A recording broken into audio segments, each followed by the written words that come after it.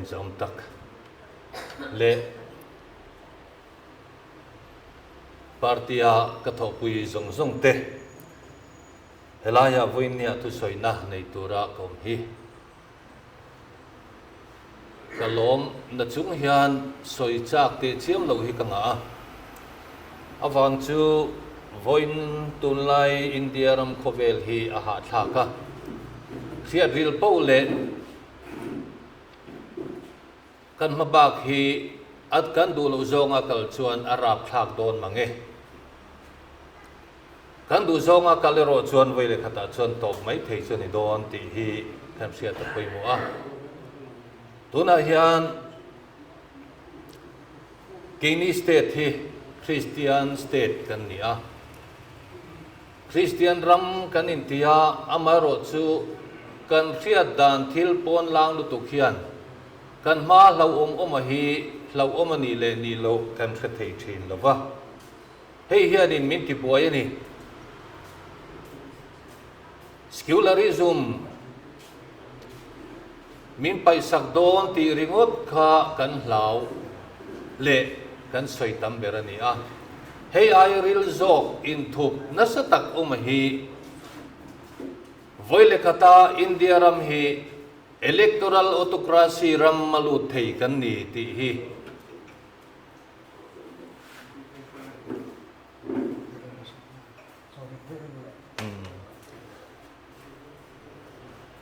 kan sia ta poimu a enge electoral autocracy kan ti chuan electoral autocracy a chuan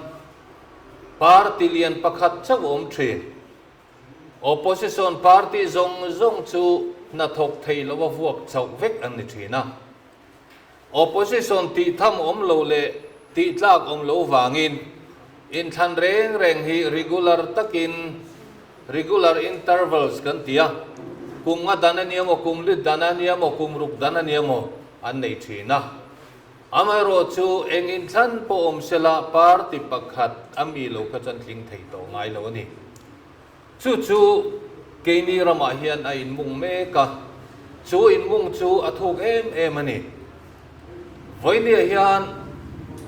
enga tinge congress thei to pamin bei enga tinge rahul gandhi te kha defamation case sawanga khatianga nga manan ni enga tinge tan tiran ni enga tinge party sang RJD ni mo DMK ni mo khatianga khan thei to pan bei kan ti chuan he electoral autocracy kan ti party pakhat lalnar ma siam an tum wang ani a hei hi an la ti thei ngei doni na lang le nga la hei hian min ti ha ani a ha thak nu tu chu wangin tu na hian Swedish Political Research Institute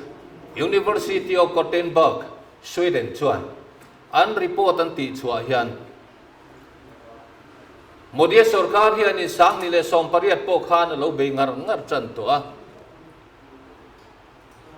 he electoral autocracy kan ti party pakhat chau dictator an lal narama siam tur hian thuk takin man lo la to a sang ni le som ni le pakhat phei ka chuan an thleng thui to hle ni ti report ani voinia chuan kan fia helaya electoral bond ti te lo chua ka amaro chu heng teng thei tu ti ge ti tu man kan man thei to lo ati sual tu kan khem thei lo ati sual lo tu kan tuar ta zel zok chu ni hi voinia hian party dang te min vobel zela voinia chon AAP an vobet meka ti chuanin AAP ho tu pa Kejriwal chu tuna hianin judicial custody in alom renga engma soi theilowin an dani an la ti zel don ti hi tun kan chanchin sia ta chuan ani kan exa Twitter kan ti thin ka exa ania khatiang te kha ania voinia hianin kan din hun hi a chuan om te chiam lo ni Chan rual na chang kan fiat apoi mo thunga US President Louis Jimmy Carter Khan Hitler khanin Zudami Magtadoi Ruglai a urlum don khan Zudami te khan tran rual na chang khian I seng chuan a urlum mia lo ang ten tran rual na chang khian lo hi tor na ni ti asoi na ni chu wang voi ni hian Mizo te kan chang rual lo ani ha a tun tung cha ruling o tun tung cha ni hi o ti mai kan kala BJP vot ha thei tu tur kan thang lo ni nga chan tun ba khi kan in thlat ke chu ring to lo tuna po hian kan in thang nge yang em ti pe asur chuang reng lo awang chu armed forces how to ber chu India president ni sipai zong how to ber chu khu pu Modi a appoint tu kani chu mi ne wang chuan in voi le khata hian ri rup hi thleng thei reng chu tiang din huna ding kan nia wang chuan tu lai kan politics din huni soifia har mangi o ti hi ka ngai to ana hian ong thina tu na hian kan ho tu te party sang AAP te DMK te RJD te Trinamool te NCP te Shiv Sena thengin an khoya party swai tu somthum don an man to a che thei lo le thabarin an siama an mani party an lu doi ro chuan an ngai dama an lu du lo chuan an zui zela tu na point AAP swai tu lun engam za chu an target le mek to ni chu wangin tu na kan kaldan system han en ni chuan apoi em a kan ma ba khi a lim om lem lo ni ti kan sia ta Pawimawh chu wangin tu na kan in thang tu re hi helai hian chan kan thiam lo chuan a dot le che sang ni som ni le pali hian BJP India ramalal le se keini tan chan soi tu rom to lo electoral autocracy chu hlau omani khovela hian in ram som ni zetanom anin thang ve thi na mingin ma se party pakhat ruling chia khalal thi mani loka Russia in thang ti kan sia khamia in than kha ni nge lo theng in than ma lo kha ding ati nge Alexei Navalny kha thiri ngot opposition leader lian tak kha artik mun kho har deu taka thingtlang an tan tira zinga extra la lai kha thiri ngot mai ni tuna khianin Putin akhi Russia president khi an dan puian han siam tha akum li zel tam ni chung an tia kha an siam tha tu na choni kumrukan da to a kumrukan da po kha tam ni chung an tia tu na hianin Putin a hi kum sang ni som thum le paruk thleng alal to don ani za na nei lo le dim na nei lo wan ti chuan a thei vek eng kim hi chu tiang chia chuanin tu na hianin kan ram khoi tu hian dim na nei lo le za na nei mia lo ati du chut a thei tho ni chu wangin China po Xi Jinping ania sang ni som pathuma ron lal chana ani po kum nga in tram ni chung on tia ma se sang ni le som ni pathum khan an constitution an han an siam thale ta a sang ni som ni le pariat theng an lal te te nga chumi zo chuan tiam chin om lovin tian da tel ta ko wangin Xi Jinping ki dam chung alal de don ani chu tiang zel chu ni voinia hian ke nia po hian kan ma lau om hi eng ti zong in nge lau om don ti hi ngai tu thiam har khopin om to ni chumi ni wang chuan kan tan rual tak meu meu ngai voinia hian in than kan nia vote kan tha kan ni chuan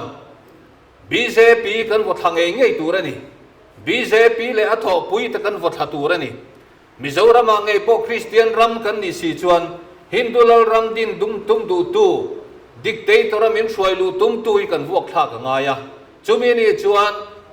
MNF candidate an niam ngo ZPM candidate mo kan vote thiang lo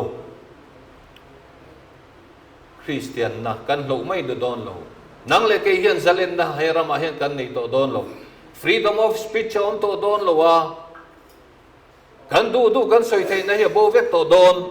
sa ko zalen na bo vek to don kan du kan ma ka en kim kan ti thei nei bo to don roi tu te kan soi sel thiang to don lo ram khat suai tu ni mo state suai tu te mo kan soi che thiang to ton lo chu chu ni Vawiin ya hian lo em zo ka chu wangin kan hriat tu ra tan Pawimawh chuan Vawiin ya hian MNF te ZPM 10 hulama kan thut chuan development kan hai lu tangan ti thi he ko vel thil development nge kan du politics sa zalen na hi politics sa zalen na kan nei chuan si lo chuan enge kan ta chop nom to chuanga tuna hian modi hian India ram min ti dera apowakin min ti dera international politics ka main subject ania ka riani chu wangin tuna po hian India ram he ko vel ram hausa panga than chua kan tel to manamin option tu British ram chu kan ple pel to ti heti han ngai to mai chuan adikani Google apo khanan enula GDP be chan khana til panga na cheni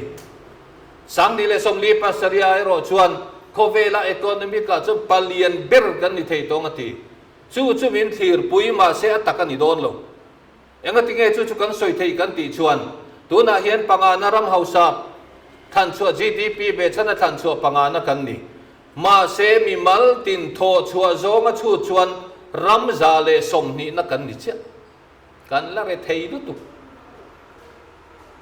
chu tiang din huna kan din lai chuan thil ro pui tak min tiama he ti laya ne ru te ho le congress au khan eng man ti lo ati Vawiin ya he Mizo rama chu kan en to na amami te khan eng man lo ti lei nem ti in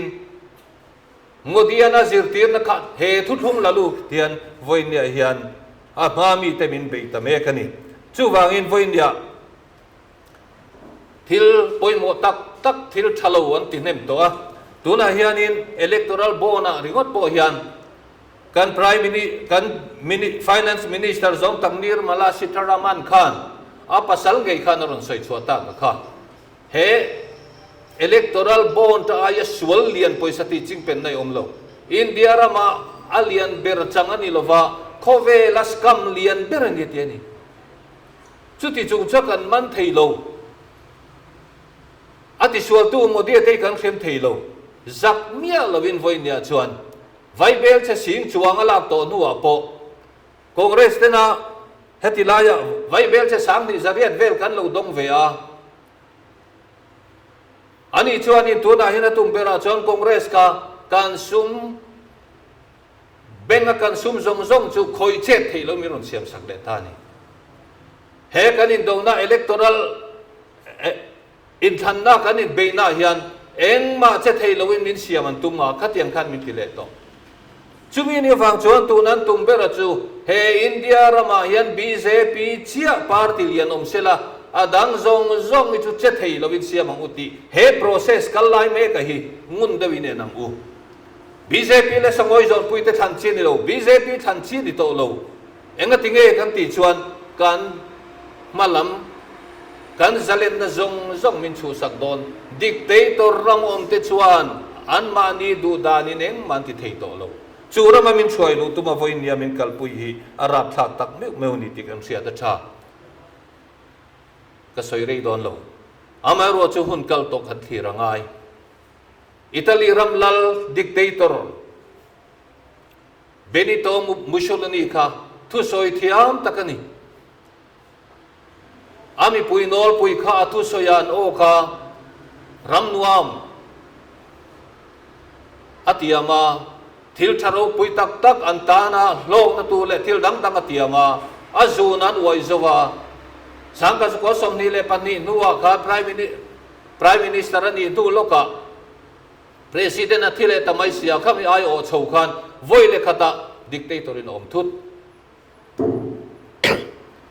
chu chuan in nge ti ta kan ti chuan nordics nam ni lo ho chu a hin mai ni ram kha suai tu ina du lo bi kan nei chuan a lo om lu tu chu wangin Italy rama zudami sangsari le zasari lai po kha gas chambar urlum turin Germany rama thonani kha sangka ko somthum le pathuma Adolf Hitler kha aron lalvelea adu lo ber chu judaho andi adu lo ber te an lal meu chu an sop tak tak makta duai rukha ur lum vet rinut mai ni chu wang ram khat roi tu ina du lo nam me mo ngei zong nam me mo ngei zong sa khoi mo an dei chuan arab thak du le tu chumi ni wang chuan voi ni hian min ngei em tu te hi total electoral autocracy a lo lut se total autocracy noi kan omani chuan kan chan tu chuan mai an chan poi atuk don lo chu wang voi ni hian Mizo Mipuite hadam u soi mai ni lo a system an rem dik thau zel ani chu wangin ni china karon soi to ka Swedish Political Research Institute University of Gothenburg khan chiang mina chui chuana zia kan ikha chu wangin a lau ong mani ti USA ngei pon lau thonga zo na poron zota Germany ngei pon mania a zota ni kha chu wangin kan ma lau om me ka hi kan ne theina tu chuan Christian ram kan ni a voilia chuan kan ti tur om chuna chu Congress le atho puite he MP thana hian than tin hi kan sahim na tur le kan sa ko him na tur ani ti hi thria in voinia chuan helai Mizoram nge po in than result an puan dia hei hi chu India an ni kan ti nal theite kan than tin nge ngai chu bia wang chuan Congress official candidate Mizoram ina kan nei pulal biak zama hi hemi kan than tin hian MP pakhat kan tho chhoi pui venga kulamin tam takan lo tho cho pui ve chuan tu na kan soi zong zong lo om lo thleng tu laka kan him theini ti ria in kan ril ru sengin ngai tuan ane tunin than hi chu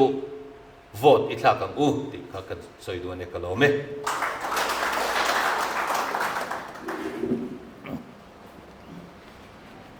hello oi committee chu dan ka khan na chal ve la kan zo the wa ko mai naktu ga hian chi daru me sat ve hian tradis ko ta campaign committee bu sai